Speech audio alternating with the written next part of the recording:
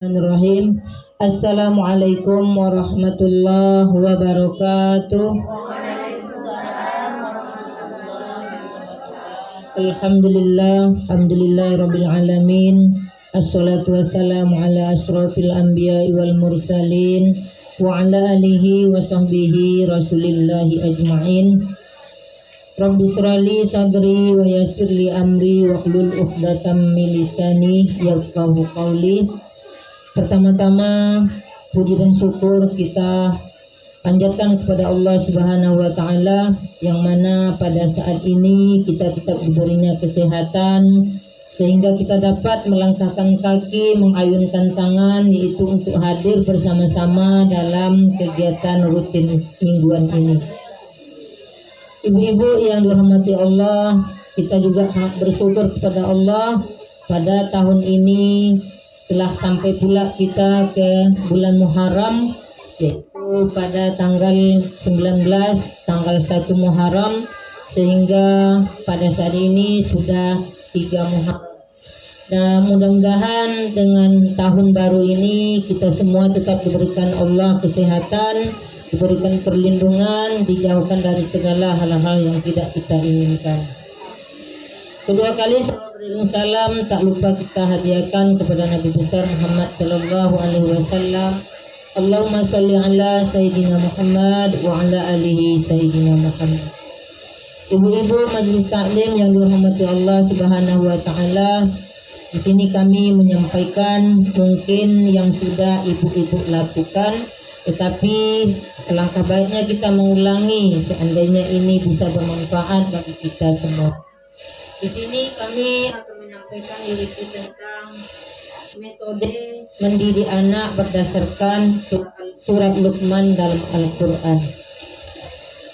Al-Quran mengajarkan banyak hal tentang kehidupan, salah satunya yaitu soal mendidik anak-anak kita. Al-Quran adalah sumber hukum dan ilmu pengetahuan yang tak pernah kering untuk ditimba. Jadi dalam Al-Quran itu semuanya banyak pelajaran, banyak ilmu, tidak pernah kering jika kita menimba di dalamnya. Ibu-ibu yang dirahmati Allah Subhanahu wa taala, di sini Allah Subhanahu wa taala telah memilih seorang, yaitu namanya Luqmanul Hakim, yaitu seorang ayah yang terpilih, ayah yang baik, dinamakanlah Luqman, sehingga Allah Subhanahu wa taala memberikan satu surat di dalam Al-Quran yang bernama yaitu surat Luqman. Di dalamnya ada teladan bagi kita, ada hikmah pelajaran, sehingga surat ini menjadilah contoh dalam Al-Quran untuk mendidik anak-anak. Anak adalah anugerah dari Allah Subhanahu wa taala yang harus kita jaga dan menjadi pertanggungjawaban kita kelaknya. Jadi anak itu anugerah Allah, tetapi kita harus bertanggung jawab atas anak tersebut karena anugerah Allah itu akan diberikan ladang untuk kita. Jadi kalau kita punya anak, ibu-ibu, berarti kita punya ladang amal. Seandainya anak itu nanti baik kelaknya, maka berhasillah kita menjadi orang tua. Orang tua tetap bertugas dalam membentuk karakter yang baik. Jadi tugas kita itu membentuk karakter anak.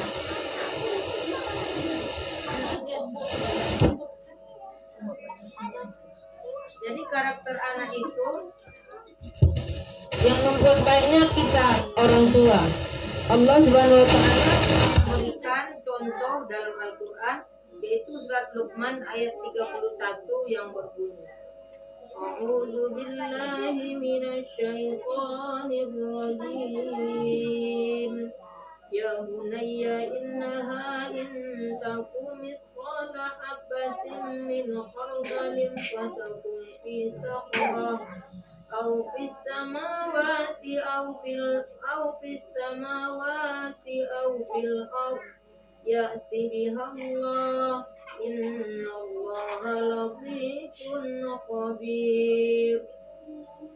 Surah ini artinya yaitu, hai anakku, sesungguhnya jika ada sesuatu perbuatan seberat biji sawi.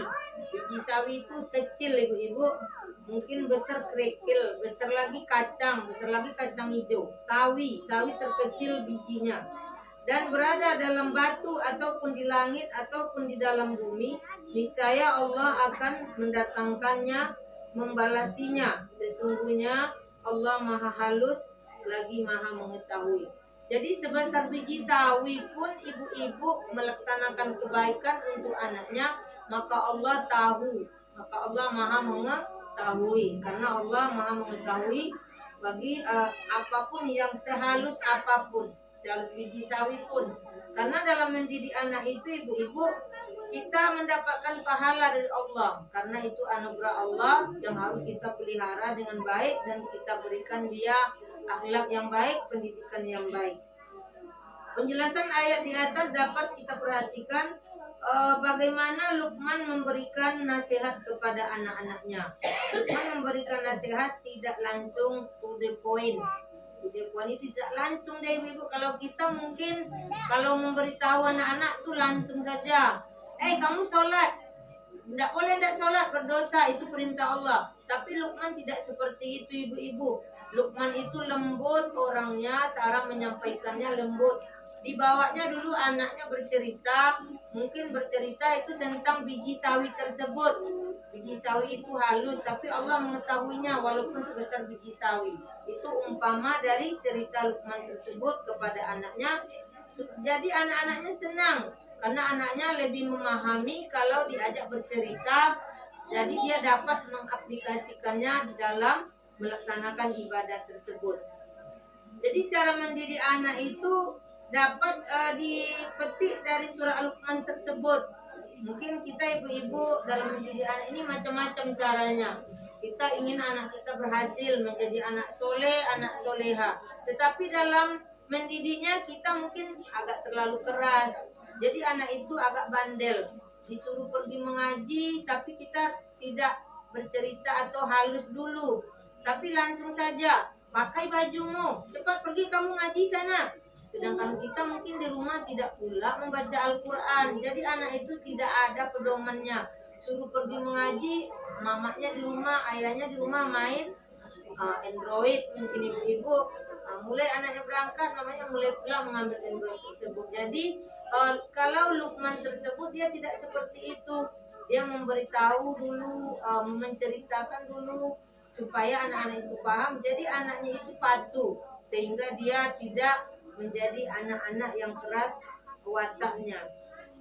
Cara mendidik anak yang dapat kita petik dari surah Luqman bisa ada beberapa hal, yaitu yang pertama kita harus menyebutkan kepada anak kita itu tidak menyembah selain Allah Subhanahu wa taala. Karena sekarang ini banyak sesembahan, Bu. Anak itu menyembahnya kepada HP banyaknya sekarang, tidak kepada Allah. Datang waktu azan dia tidak patuh dengan perintah Allah melaksanakan sholat, tapi dia patuh dengan cerita-cerita yang ada di Android tersebut. Mungkin banyak di Android itu lagi ilmu ibu-ibu, tetapi anak kita salah pemakaian. Itu mungkin karena kelalaian kita juga untuk memberitahu kepadanya.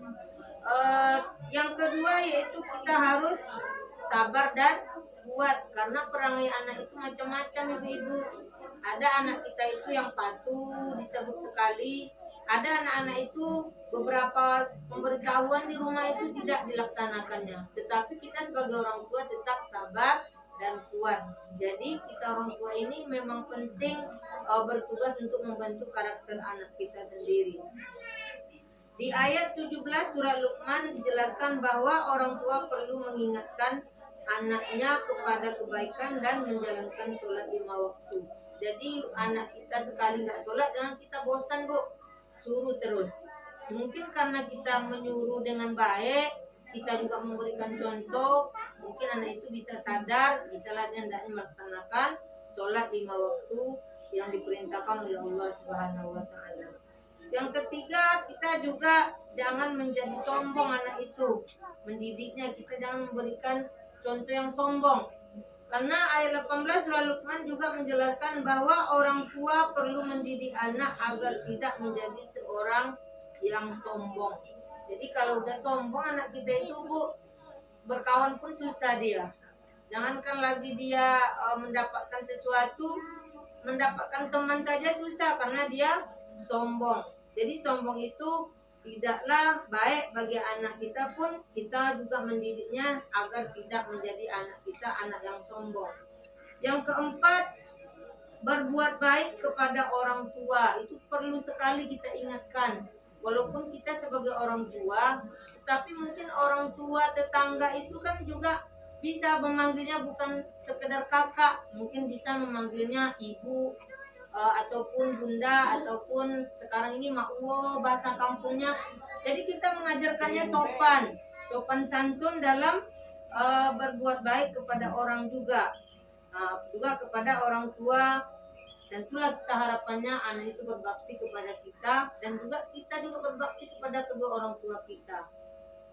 Berbuat baik kepada orang tua adalah salah satu hal yang diperintahkan oleh Allah Subhanahu wa taala. Jadi perintah Allah itu bukan saja beribadah sholat, puasa, zakat, sedekah, tapi berbuat baik pun juga salah satu perintah oleh Allah Subhanahu wa taala. Yang kelima yaitu kita harus melembutkan suara kepada anak-anak kita, ibu-ibu. Mungkin selama ini kita sudah terbiasa keras, ya coba kita buat metode baru. Metode barunya kita ajak dia bercerita dengan lembut, mengajak dia diskusi bagaimana tugasnya ataupun pekerjaannya, tugas sekolahnya lah umpamanya. Jadi dengan secara seperti itu mungkin anak-anak itu bisa berubah. Mungkin dia malah heran, kenapa ya mama saya hari ini begini caranya. Jadi metode seperti itu mungkin akan lebih baik untuk menjadikan anak kita anak yang baik, anak yang berbakti kepada kedua orang tua. Dalam ayat 19 surat Luqman juga dijelaskan bahwa dia Luqman tidak boleh meninggikan suaranya ketika bicara atau menasihati anak-anaknya. Sebagaimana surah Luqman ayat 19 yang artinya, dan sederhanakanlah suaramu dalam berjalan dan sederhanakanlah kamu dalam berjalan, dan lunakkanlah suaramu, sesungguhnya seburuk-buruk suara ialah suara keledai.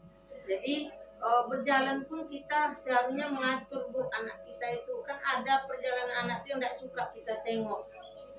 Ada anak kita itu berjalannya itu seperti orang mengke, seperti orang sombong. Itu orang tua yang membentuk baiknya Bu, bukan anak itu. Kadang anak itu senang dia karena temannya mungkin membilang ke dia, bagus sekali jalanmu, padahal di pandangan orang tua itu tidak jalan yang sopan. Jadi suara juga kita bisa melembutkan kepada anak-anak kita agar anak-anak kita bisa memahami apa yang kita perintahkan. Mungkin perintah kita itu memperbaiki akhlaknya, ya juga memperbaiki ketakwaannya, dan untuk itu juga kita memberikan contoh kepada anak-anak supaya kita dahulu yang melakukan perbuatan tersebut, supaya anak kita menjadi soleh-soleha. Kita dahulu yang melaksanakan, ibu-ibu. Jangan anak suruh pergi mengaji, mamanya di rumah menonton dan bapaknya asik main HP. Nanti anak pulang ngaji udah baca salam, kadang-kadang tidak dipedulikan karena asiknya menonton HP. Itu salah satu metode yang tidak baik, ibu-ibu. Jadi metode mendidik anak ini banyak sekali pelajaran dalam Al-Quran.